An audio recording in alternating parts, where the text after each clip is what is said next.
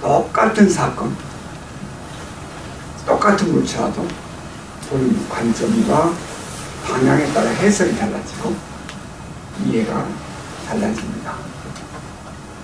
이것은 우리들의 신앙생활도 마찬가지랍니다. 오늘의 본문은 예수께서 제자들을 데리고 높은 산에 기도하러 갔다가 일어난 한 사건을 기록하고 있다 합니다. 우리는 이것을 변화산 사건이라 이렇게 말하죠. 오늘 본문 2절 3절 다시 보면 이렇게 기록되어 있습니다. 엿새 후에 예수께서 베드로와 야고보와 요한을 데리시고 따로 높은 산에 올라가셨더니 그들 앞에서 비는 데서 그 옷이 광채가 나며 세상에서 빨래하는 자가 그렇게 희게할 수 없을 만큼 희어졌더라. 오늘의 본문 이 마가복음에는 그냥 높은 산에 올라가셨더니 라고 되어 있는데 누가복음에는 예수께서 그곳에 올라가신 목적이 기록되어 있습니다.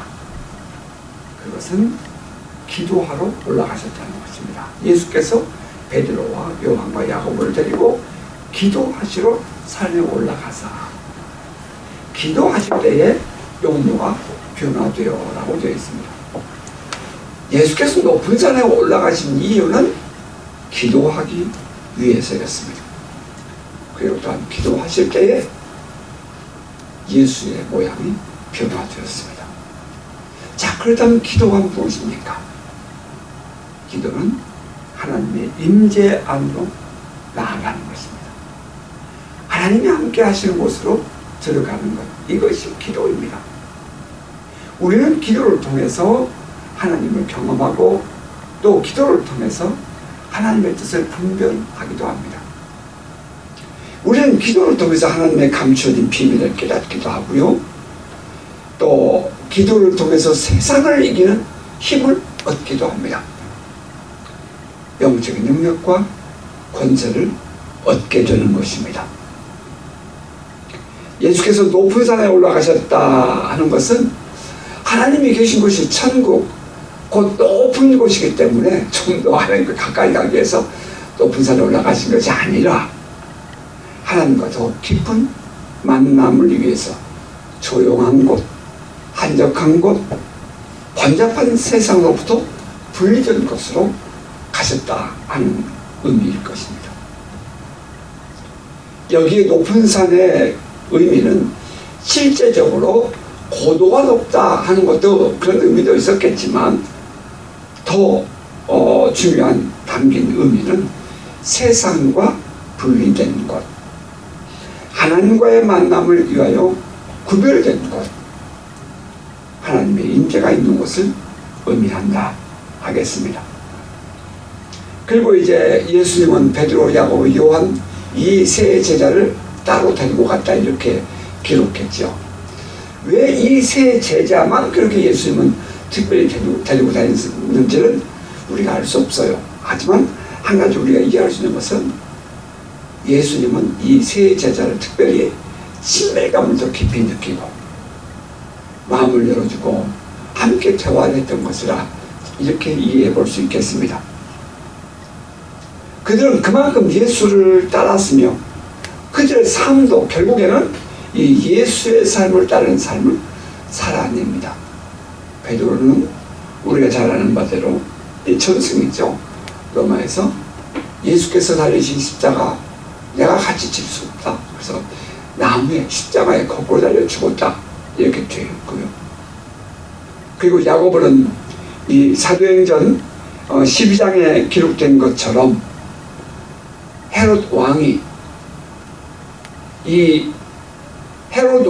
유대인들을 박해할 때에 유대인들이 막 너무 좋아하는 것을 보고 순교자, 이 야고보 제자도 데려다가 목베어서 죽이게 되죠. 그러니까 예수를 따라 첫 번째 순교자라 이렇게 말할 수 있겠습니다. 그리고 사도 요한은 어떻습니까? 요한복음, 요한 1, 3서 그리고 이제 마지막 요한계시록까지 그런 그 예수의 사랑을 받는 자로서 예수님과 친밀한 교제를 가졌던 자로서 이제 남은 남은 생애를 그 복음 안에서 살았던, 예수 그리스도의 그 복음을 증거하며 살았던 제자가 되었습니다. 이 모두가 다 예수와 함께 다니며 물려받은 신앙의 열매였다, 이렇게 말할 수 있겠습니다. 이 본문은 이렇게 되어 있죠. 그 옷이 광채가 나며 세상에서 빨래하는 자가 그렇게 희게 할 수 없을 만큼 희어졌더라. 이에 엘리야가 모세와 함께 그들에게 나타나 예수와 더불어 말하거늘 이라고 했습니다. 마태복음 17장 2절과 3절은 이렇게 기록돼서 그들 앞에서 변형돼서 그 얼굴이 해같이 빛나며 옷이 빛과 같이 휘어졌더라.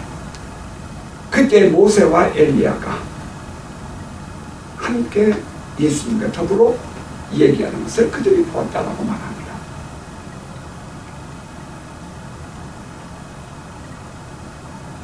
마태복음에 기록되어 있는 그 내용을 보면 한순간 예수의 얼굴이 해같이 변하고 옷이 빛과 같이 휘어졌다라고 했습니다. 그리고 모세와 엘리야가 예수와 함께 대화를 했습니다. 모세와 엘리야, 그들은, 모세는 율법을 대표하는 자고 엘리야는 선지자를 대표하죠. 이 모세와 선지자, 율법과 선지자, 이것은 구약을 대표하는 전체를 하나로 묶어내는 단어일 텐데요. 바로 이 모세와 엘리야가 예수님과 함께 대화했다 하는 것은 또 다른 의미가 있겠습니다. 이제 마태복음, 요한복음 16장에 가면, 누가복음 16장에 가면 예수께서 이렇게 바리새인들에게 말해요. 율법과 선지자는 요한의 때까지요. 그 후부터는 하나님 나라의 복음이 전파되어 사람마다 그리로 침입하느니라. 다시 말하면 모세와 엘리야, 율법과 선지자는 구약을 대표한다는 것입니다. 아직 예수께서 십자가를 지시기 이전이었으므로 이제 구약이 힘을 가지고 있죠. 그 구약의 힘에 의해서 예수님은 십자가의 죽음을 당해야 하지 않습니까? 그 구약을 이루는 것이 예수께서 십자가에 죽으시는 것인데, 이 사실을 지금 모세와 엘리야가 예수께 고지하고 있는 것입니다. 알려주고 있는 것입니다. 그 대화 내용에 대해서 누가복음이 이렇게 말했습니다. 장차 예수께서 예루살렘에서 죽으실 것에 대해서 대화를 했다, 이렇게 말합니다. 마가복음엔 그 부분이 없죠. 그런데 이 누가복음에서 이 부분을 기록하고 있는 그 누가는 모세와 엘리야가 와서 예수에게 장차 예수가 예루살렘에서 별세할 것에 대해서, 죽게 될 것에 대해서 이야기를 했다라고 기록하고 있다는 거죠. 엿새 전에, 지금 이 사건이 있기 전에 엿새 전에, 누가복음 8이라고 되어 있는데요. 엿새 전에 예수께서는 이미 인자가 많은 고난을 받고 장로들과 대제사장들과 서기관들에게 버림받아 죽임을 당하고 사흘 만에 다시 살아나야 할 것을 말씀하신 바가 있습니다. 그런데 그 6일 후에, 예수께서 제자들에게 이렇게 말했는데 그 6일 후에 지금 이 높은 산에서 기도할 때에 모세와 엘리야가 와서 지금 예수가 말했던 것처럼 예루살렘에서 죽게 될 것이다 하는 것을 확인해주고 있다는 것입니다. 모세와 엘리야가 하나님의 뜻을 알려주었다 하는데도 의미가 있겠지만, 이제 구약의 메시아의 예언이, 구약에 전해져 내려오는 메시아 예언이 바로 예수에게서 실현될 것이다. 바로 너 예수가 그 일을 이루게 될 것이다 하는 것을 예언하고 예고해 주고 있는 것입니다. 자, 구약의 뿌옇던 계시, 구약의 뿌옇던 계시가 이제 지금 이 모세와 엘리야 안에서 예수에게 고지되면서 분명해집니다. 구약에서 희미하게 보이던 메시아 예언이 이제 구체적으로 실현됨을, 이루어짐을 예고하는 것입니다. 희미하게 보이던 예언이 이제 예루살렘이라는 한 장소로, 구체적인 장소로 지적이 됩니다. 여러분, 이것이 이렇게 깔때기에 이렇게 쭉 드러나는 것처럼 지금 구약의 예언이 쭉 이렇게 드러나고 있는 것입니다. 우리가 막연하게 보았던, 막연하게 듣고 배웠던 이 하나님의 나라 또한 이렇게 구체적으로 차츰차츰 더 드러나고 있는 것입니다. 그리고 그곳에서 예수가 십자가에 달리심으로 그 예언은 이제 확실하게, 온전히, 충만하게 이루어질 것입니다. 자, 한편 이 모습을 본 제자들은 황홀 하기도 하고 아주 무서울 정도로 놀랍니다. 바로 6일 전에 예수께서 너희는 나를 누구라 하느냐? 예, 그리스도십니다. 너희들 이 말을 절대로 남에게 말하면 안 돼! 라고 경고, 워닝을 주셨던 예수님이었습니다. 그런데 그 예수님이 바로 그 변화산에서, 그 높은 산에서 변화된 모습을 볼 때에 이들이 가했던 그 놀라움, 그것은 단순히 frightening, 그냥 이렇게 화들짝 놀라는 정도가 아니라 그들은 두려운 마음, 무서운 마음까지 들었다는 것입니다. 참으로 놀라운 광경을 봅니다. 화들짝 놀란 베드로가 이렇게 말하죠. 베드로가 여짜오되 랍비여, 우리가 여기가 좋사오니 우리가 초막 셋을 짓되 하나는 주를 위하여, 하나는 모세를 위하여, 하나는 엘리야를 위하여 하사이다. 이렇게 말합니다. 베드로가 이렇게 말하는 모습을 지금 제시카가 설명하고 있는 마가는 이렇게 그 베드로의 상태를 말합니다. 이는 그들이 몹시 무서워함으로 그가 무슨 말을 할지 알지 못합니다. 베드로는 자기가 무슨 말을 하고 있는지 지금 알지 못할 정도로 무서워하고 있었다, 두려워하고 있었다 라고 설명합니다. 이 베드로의 고백 속에서 랍비여, 여기가 좋사오니 우리가 초막 셋을 짓겠습니다 라고 말하는 그 고백 속에는 화들짝 놀라는 영적인 놀라움이 그 안에 들어있죠. 이 내용을 기록하고 있는 누가는 뭐라고 설명했냐면은 예수께서 그렇게 변형되는 순간에 모세와 엘리야와 함께 대화하는 그 동안에 베드로와 제자들은 졸았다 라고 표현해요. 졸았다. 그러다가 깜짝 놀다 보니까 예수님과 모세와 엘리야가 있는 모습을 보면서 두려운 마음도 생기고 놀라게 되었다, 이렇게 표현하기도 합니다. 어쨌든 간에 제자들이 본 그 예수의 모습은 아주 황홀한 그런 장면이었습니다. 자, 이때 제자들에게 구름이 덮이며 하늘에서 소리가 들려옵니다. 오늘 보면 7절입니다. 마침 구름이 와서 그들을 덮으며 구름 속에서 소리가 나되 이는 내 사랑하는 아들이니 너희는 그의 말을 들으라 하는지라. 같은 내용인데요. 마태복음이 이렇게 기록해요. 말할 때에 호련히 빛난 구름이 그들을 덮으며 구름 속에서 소리가 나서 이르되 이는 내 사랑하는 아들이요 내 기뻐하는 자니 너희는 그의 말을 들으라 라고 했습니다. 이는 내 기뻐하는 자요, 내 사랑하는 자요, 아들이요 내 기뻐하는 자라. 이거 우리 많이 우리가 묵상했던 내용이죠. 마태복음 3장 17절에서 메시아 대관식에서 예수께서 요단강에 세례를 받으실 때에 하늘에서 소리가 있어 가로되 이는 내 사랑하는 아들이요 내 기뻐하는 자라. 이건 인용구라고 여러분에게 설명을 드린 바가 있어요. 그런데 지금 이 변화산에서 변화된 그 예수의 모습을 보았던 황홀한 이 영적 체험을 한 베드로와 그 제자들에게 이제 하늘에서 소리가 들려옵니다. 이는 내 사랑하는 아들이요 내 기뻐하는 자다. 너는 그의 말을 들으라 라고 한다는 겁니다. 지금 예수가 어떤 일을 만나게 된다고요? 장차 예루살렘에서 별세하실 것입니다. 죽으실 거예요. 그때 이 제자들이 갖게 될 마음의 부담감, 어쩌면 또 거부감, 그런 것들을 미리 알고 계셨기 때문에 이렇게 말씀하셨을까요?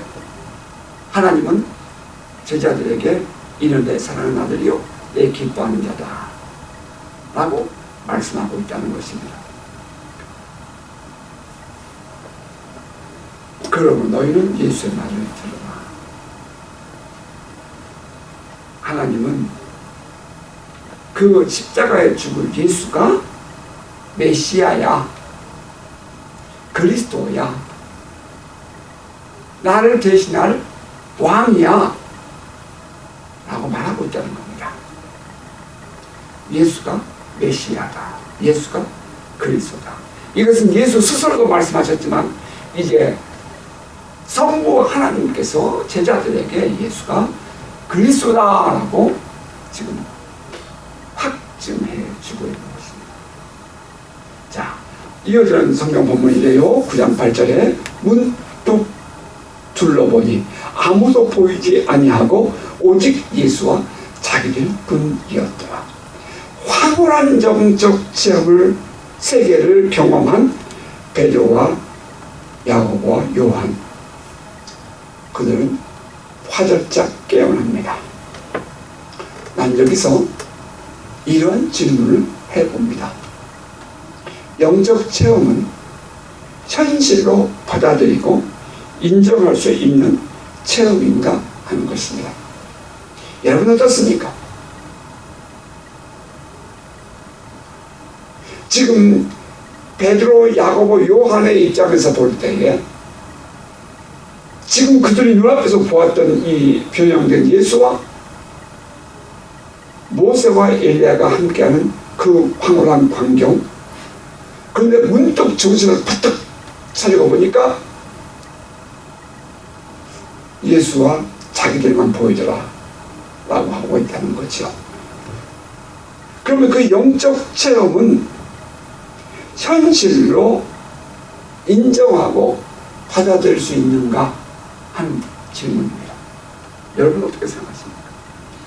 그냥 사람들은 그것은 영적 체험이고 신앙적 체험이지 현실이 아니기 때문에 현실로 받아들일 수 없다 이렇게 말하곤 합니다. 이는 마치 다메섹으로 가는 그 사울과 그 일에 번쩍하면서 함께 가던 사람들은 마치 뇌성을 듣는 것처럼 번개를 보는 것 같이 느꼈지만 바울은 그 속에서 부활하신 그리스도를 만나게 되죠. 사울아 사울아 주여 누구십니까? 난 내가 박해하는 예수다. 그리고 이 사울은 변화되지 않습니까? 사울이 그 순간 경험했던 그 영적인 체험, 초자연적인 체험, 과연 그것을 우리는 현실이라고 말할 수 있겠느냐, 이것을 팩트, 사실이라고 말할 수 있겠느냐라는 그런 질문입니다. 여러분 어떻게 생각하세요? 매우 중요한 제가 질문을 여러분에게 하고 있는 것입니다.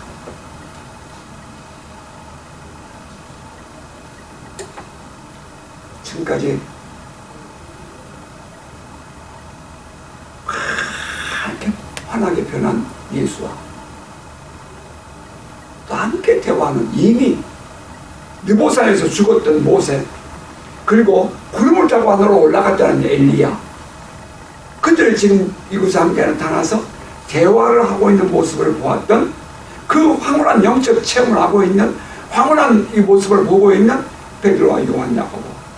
그런데 문득 둘러보니, 그 문득이라는 단어가 매우 중요하죠. 문득 둘러보니 그것은 영적 체험이었고 예수와 자기들만 보게 됩니다. 전체를 보게 되는 거예요. 우리는 성령의 임재, 성령의 역사는 사실적이지 않다라고 받아들일 수 없다고 말하며 비아냥거리기도 하고 조롱하는 소리를 들어보기도 했습니다. 그럼에도 불구하고 지금 베드로, 요한, 야고보가 경험한 변화산 사건은 팩트, 사실이었고 인리얼, 현실이었습니다. 이것을 그 누가 현실이 아니기 때문에 받아들일 수 없다라고 말할 수 있을까요? 영적인 일이 현실 속에 침노하여 일어난 사건, 이것이 우리가 경험하는 신앙 체험이고 신앙의 길 누리는 영적 경험인 것입니다. 과연 이것이 가능한가? 가능하죠. 똑같은 사건도 보는 관점에 따라 달리 해석되고 이해되는 것이 성령의 은연에서 우리가 누리는 은혜 아닐까요? 예수를 믿음으로 말미암아 성령의 은혜 안에 머물므로 말미암아 우리는 이 눈에 보이는 이 세상과 보이지 않는 하나님의 나라를 우리가 경험하여 넘나들며 함께 누릴 수 있다는 것입니다. 사도 바울은 꿈을 꾸었던 그 꿈을 하나님의 뜻을 이해하는 하나님의 한 방편, 하나님의 한 방법으로 이해했고요. 환상을 하나님께서 자기를 찾아오시는 하나님의 나타나심으로 받아들였다는 것입니다. 이것은 사도 바울이 그 착각하고 있는 것이 아니라 사도 바울은 그것을 현실로, 사실로 인정하고 영적 체험을 삶의 현장에서 살아가는 것과 동일하게 누리며 살았다는 것을 우리는 성경을 통해서 이해할 수 있습니다. 그가 경험하는 영적 체험을 단순히 영적 체험으로만 여기지 않고 현실 속에 개입하시는 하나님의 나타나심, 하나님의 뜻의 계시, 하나님의 드러내심, 하늘나라의 우리 안에 현현 나타남으로 보았다는 거지요. 우리가 꿈을 꾸었을 때 그것을 단순한 꿈으로 여길 것인가 아니면 하나님의 인도하심으로 받아들일 것인가 하는 것에 대해서는 좀 특별한 또 각별한 해석과 통찰과 분별이 필요한 건 사실입니다. 그럼에도 불구하고 하나님은 실제로 우리의 꿈에 나타나서 당신의 뜻을 알게 하실 수 있다는 것을 인정하고 받아들이는 것은 우리의 신앙생활에서 매우 중요한 신앙적 관점 혹은 하나님을 만나는 도구 혹은 경험하는 방편이라고 말할 수 있겠습니다. 다시 말하면 우리에게는 모든 인간은 다 오감이라는 것이 있죠. 오감, 보는 것, 냄새 맡고 또 느끼고 뭐 감각하는 것 말이죠. 이해하고 또 하나가 또 다섯 가지죠. 오감, 거기다 맛, 그렇죠. 테이스트, 맛, 보고, 이 맛보고, 이 후각, 또 귀 듣고, 그리고 서로 촉각, 그러네. 거기다가 하나 더 우리 인간들에게 하나님이 허락하신 것이 영감입니다.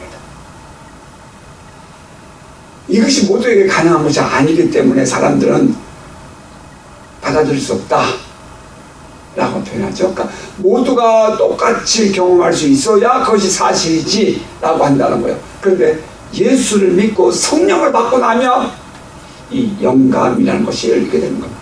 그래서 성령을 받는 것이 중요하고 영적인 이해를 갖는 것이 그게 중요한 겁니다. 우리가 삶의 현장에서 만나는 수많은 사건들, 그 속에서 하나님의 뜻을 깨닫고 그것을 주님의 부르심과 인도하심으로 받아들일 수 있다면, 오늘 나와 동행하신 하나님의 섭리로 내가 받아들이고 인정할 수 있다면 우리는 전혀 다른 삶을 누릴 수 있게 될 것입니다. 여러분 동의되십니까? 자, 그리고 오늘 본문에서 또 하나 깨닫는 교훈이 있습니다. 그것은 변형되어 모세와 엘리야와 대화하시는 그 예수를 보며 화들짝 놀라는 베드로의 시각에 대한 이해입니다. 베드로는 과연 그때에 예수께서 이 모세와 엘리야와 함께 대화하신 내용에 대해서 알고 있었을까요? 예수께서 장차 예루살렘에서 죽으실 것을 지금 대화하고 있어요. 너무 황홀한 모습 속에서 말입니다. 단순히 겉으로 보이는 그 화려하고 황홀한 예수의 모습, 그리고 모세와 이미 그들에게 있어서는 정말 부정할 수 없고 거부할 수 없고 생각조차 할 수 없었던 바로 그 모세와 엘리야가 예수와 함께 대화하는 모습을 보고 있는 베드로, 얼마나 황홀하고 감격적이었겠습니까? 랍비여, 여기가 좋사오니 초막셋을 짓게 하소서. 하나는 주를 위해서, 하나는 모세를 위해서, 하나는 엘리야를 위해서 하십시오.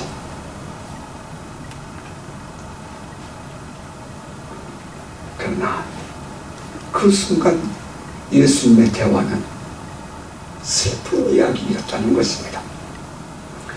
영적 체험, 다른 사람들이 볼 수 없었던 변화산에 그 예수를 본 베드로의 활짝 놀란 마음과 그 눈빛, 정말 아름답습니다. 환경에 빠졌을 것입니다.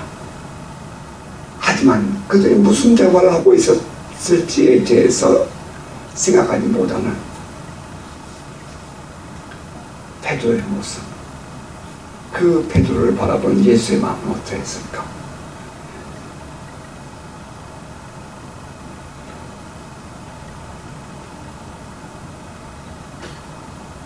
그 겉으로 보이는 모습에만 도취되어 있었던 그 제자들, 어쩌면 오늘날 영적 체험을 했다는 사람들의 모습이 아닐까 질문해 봅니다.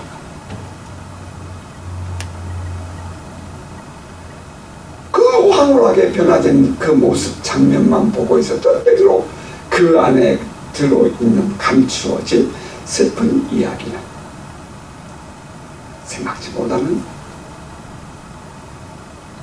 그 제자들, 어쩌면 오늘날 우리들이 이 하나님의 진노하심 속에서, 하나님의 역사하심 속에서 보지 못하는 하나님의 아픈 마음일 수 있겠다 하는 것입니다.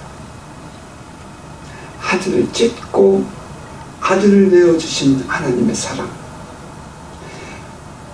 그 사랑을 실현하기 위해서 아들을 십자가에 내어주신 아버지의 마음, 그 마음은 헤아리지 않냐고 그저 나를 위해서 죽으신 예수만 할렐루야 하고 있지 않느냐 하는 것입니다. 아니, 그것조차도 잊어버리고 그냥 내 마음대로 자기 중심이 되어서 살아가고 있는 오늘날 신앙인들의 모습이 어쩌면 지금 이 베드로와 요한과 야고보 제자들의 모습이 아닐까 하는 것입니다. 언뜻 보기에 변화산 사건은 하나님의 영광을 체험한 사건이라고 말할 수도 있겠지만 그 안에 감춰진 대화의 내용은 너무나 슬픈 이야기였다는 것입니다. 보는 관점에 따라 달라지는 거죠.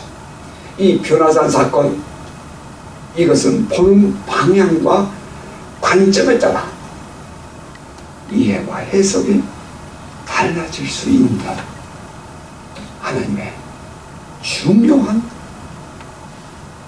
감춰진 사건이라는 것입니다. 자, 말씀을 맺겠습니다. 오늘 우리가 살아가는 삶의 현장에 대해서 여러분의 이해는 어떻습니까?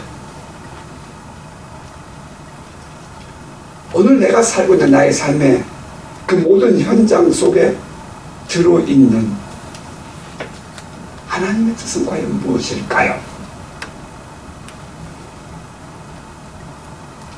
여러분은 지금 여러분의 삶에 대해서 어떻게 해석하고 이해합니까? 우리 아이들이 야 1등 했어. 아, 우리 아이들이 실패했어. 그 뒤에 감춰진 아버지의 마음은 과연 무엇일까요? 그 사건을 통해서 이루신 그 하나님의 계획은 무엇일까요? 우리는 그것을 생각하고 하나님의 눈으로, 하나님의 관점으로 바라봐야 할 이유가 있지 않을까요? 보는 방향과 관점에 따라 우리의 삶에 대한 이해와 해석은 달라질 것입니다. 바라기는 하나님의 관점에서 오늘 나의 삶에 대해서 이해하고 해석하는 눈이 있기를, 그러한 영적인 감각과 그러한 은혜가 있기를 주의 이름으로 축복합니다. 이하여 한 걸음 더 주님께 순종하고 오늘 나의 삶의 현장에서 사랑하는 법을 배워가면서 주의 뜻을 이루어가는 복된 성도 되시기를 주의 이름으로 축복합니다. 아멘.